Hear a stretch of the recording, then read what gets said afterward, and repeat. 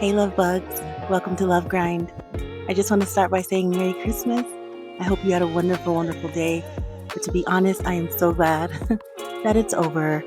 Whew, a lot of shopping, a lot of anxiety.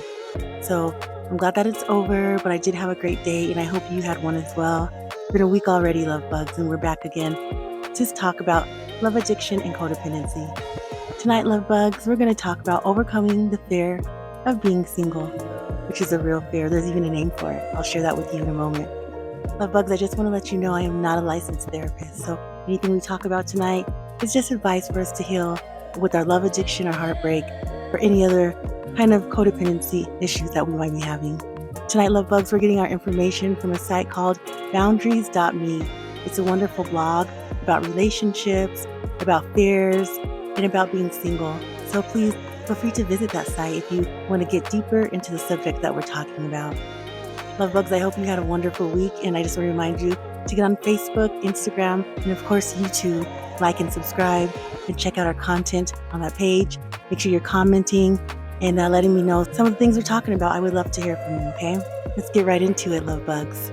46.4% of the U.S. adults are single, which is about 117.6 million people.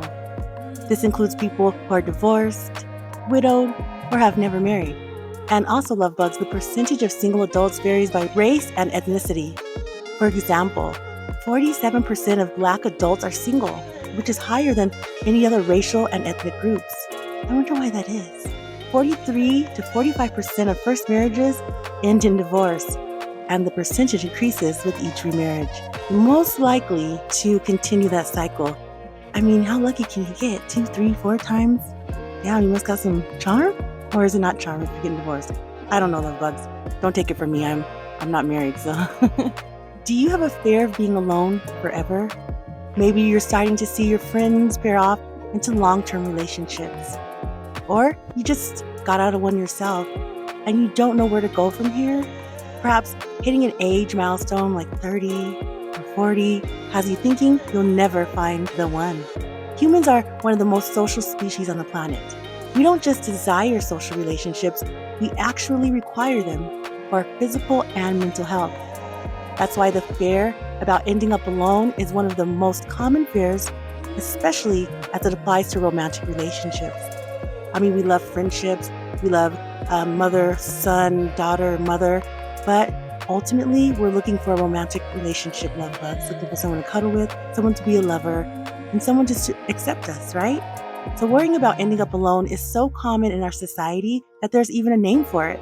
It's called monophobia. Like any other fear or phobia, monophobia can be overcome by gaining a deep understanding at the root of the fear and taking massive action to change it. Love bugs, there are 3 common contributors to the fear of being alone forever. It's your past, it's your self-esteem, and your social conditioning. First is past abandonment. When the person whose love you crave the most as a child abandoned you or acted distant and uncaring is a big cause of this fear for many adults. You may therefore associate being alone with being abandoned and unloved. Secondly, many people also suffer from a lack of self-love, which traces back to limiting beliefs developed as children or teens. It always goes back to our childhood. They aren't comfortable being alone because they don't want to spend time with themselves. Deep down, they may not like who they are, or they may have a constant need for stimulation in order to avoid their own thoughts and feelings. I had a big problem with that, love bugs. I was afraid to be alone. I didn't want to face the fact that somebody didn't want to hang out with me, and it was hard, but I've worked on it, and once you start working on it, that shit goes out the door. You gotta have self-love. The last contributor is social conditioning. Worrying about ending up alone is extremely common in our culture. We are raised on the idea of soulmates, a person who will complete our lives and make us whole. When what we really need to worry about is becoming whole on our own. A soulmate is just a complement to an already full life. When you find a partner, you want them to join your life, not have to be there for emotional or mental support, physical. You want them to be part of your life, love bugs, because you already have a complete life and you already have a sense of self-love. All right? To overcome the fear of being single, focus on self-improvements. Appreciate the freedom and opportunities singlehood offers, and don't I know it? You can go anywhere you want, Cook whatever you want. You don't gotta be questioned. Build strong social connections, like join a poetry slam or do something you like to do. Challenge negative thoughts and understand that being single is not a reflection of your worth, allowing you to embrace your life as it is now while actively pursuing healthy relationships when you're ready. That's the key when you're ready. No need to rush, take some time. The key strategies, love bugs, that we can remember to do are self-reflection and positive self-talk. Identify the source of fear. Examine past experiences, societal pressures, or personal beliefs that contribute to your fear of being single. You might have heard people say you don't want to be old to have, who's not married, or you don't want to be a 40, 50-year-old man who's never been married. That's strange. Those are things that our society throws at us to condition us that we have to find our soulmate. But love bugs, that's just all BS. Don't let that shape how you're acting and how you're moving and the partners that you're choosing. Some other key strategies are you challenge your negative thoughts. Question assumptions like being single means I'm not good enough, and replace them with positive affirmations about your value and potential. I used to say that to myself all the time, like, who would want to hang out with me? If my ex didn't want me, nobody else would want me. And I had to counteract that. Like, I'm funny, I'm silly, I'm smart. It is not true. It just didn't work out, but that doesn't mean that I'm any less of a person. So make sure you're practicing those positive affirmations. It might sound cheesy at first, but eventually your mind will start conditioning, and that'll be your first thoughts. And your negative thoughts will be your secondary, okay? That's what we're striving for. We want to focus on your strengths. You want to make a list of your qualities, if you need to, skills and accomplishments to remind yourself of your inherent worth. You should make a resume. You'd be like, I got all these skills. Just remember that everybody has wonderful strengths and weaknesses. There's no way that you can be an awesome person. Remember that. You got to embrace singlehood, love bugs. Explore your interests. Pursue hobbies, travel, and do activities you enjoy without needing to coordinate with a partner. Isn't that awesome? You don't need to do that when you're single. You just get up and go get you a donut with jelly. You don't have to worry about that. You don't have to answer to anybody. You're not accountable like that. Nurture your friendships. Invest time in your existing friendships and build new connections. That's exactly what you have to do. You have to outreach to other people. There's so many people in the world, okay? And they have so many interests and value to them. Don't miss out on that, all right? Remember that. You got to set personal goals. Focus on achieving ambitions related to career, personal growth, or self-improvement. Definitely. If you like to do something while you're in a relationship, you can still do it, but it seems to be put on the back burner because you're focused on that person and their needs also.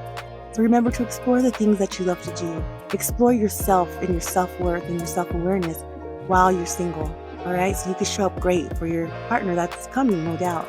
Manage social comparison. Limit social media exposure. Be mindful of how social media can contribute to feelings of inadequacy by showcasing only highlight reels of others' relationships. You'll see those hashtag like relationship goals and you're like, damn, I want a man. Or you'll see your friend with a man like, how does everybody get a boyfriend? But I don't have one. But you can't compare that. They might be going through something, and even if they're not, kudos to them, You get some. Compare yourself to yourself. Focus on your own progress and personal journey rather than comparing your life to others. That was a big one for me too. I'm like, he's living his best life. He was broke when he was with me, but now he got all this money. How unfair. But that is something that is just taking you down a whole negative path. So instead, get your bag up, all right? You don't have to worry about that. Dating with a healthy mindset. Don't settle. Be clear about your values and standards in a partner and avoid rushing into relationships out of fear of being alone. Yes, love bugs. Like when you're on those dating sites, they're like, let me get your number. Make them work for that number. I'm just going to get my number. Focus on connection. Prioritize getting to know someone on a deeper level rather than just seeking a quick fix for loneliness.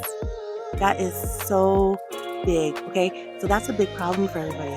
You want to get under somebody so you don't feel that loneliness, but you end up feeling more lonely when they leave after you've had sex with them and giving them your body or giving them some secrets or some inner, workings of yourself, and then they don't appreciate it. Not only are you going to feel lonely, but then you're going to feel betrayed. So make sure you're just taking careful steps on what you're doing and why you're doing it. There goes that self-awareness, love bugs. Practice self-care. If dating becomes overwhelming, take a break to recharge and prioritize your well-being. That's the good thing about being single and about dating. you can pull back a little bit. If you're married, not so much. If you're in a committed relationship, not so much. But if you're single and dating, you can tell that person, give me a moment. I'll call you when I call you. Seek support if needed. We always talk about this, love bugs. Therapy. If your fear of being single significantly impacts your life, consider seeking professional guidance to address underlying issues. Issues like love addiction and codependency, love bugs. Join some support groups. Connecting with others who might share similar experiences can be helpful. Yes, it can. That's like us here on Love Grind. We're a community of people trying to heal and recover, to become self-aware and healthy.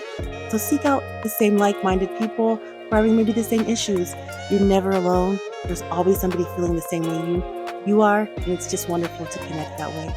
To share stories, you would share solutions. Wonderful idea. No matter what journey your life takes, the only relationship that has to be solid is the one with ourselves. Because no matter where we end up, we will always end up with ourselves, love bugs. A partner is bound for a ride. It's only natural. We need to be patient and wise while we're waiting. That is something that I definitely believe in. You're going to always be with you. So you have to nurture that relationship. And that consists of self-love, self-awareness, and just plain old knowledge of what you need and what you want. Love bugs, I got a question for you. What has been your worst experience as a single woman or a man? Has it been so bad? I've had a couple of bad experiences. Shit you won't believe. Oh man, dating is a trip in 2024/5. So I want you to comment on our YouTube page, okay? And share your answers. Also remember to like and subscribe to Love Grind. Love bugs, it was great spending time with you. I hope you learned something. I know I did. And until next time, love bugs, treat each other kind. Make all the decisions you can with your heart. I'm out.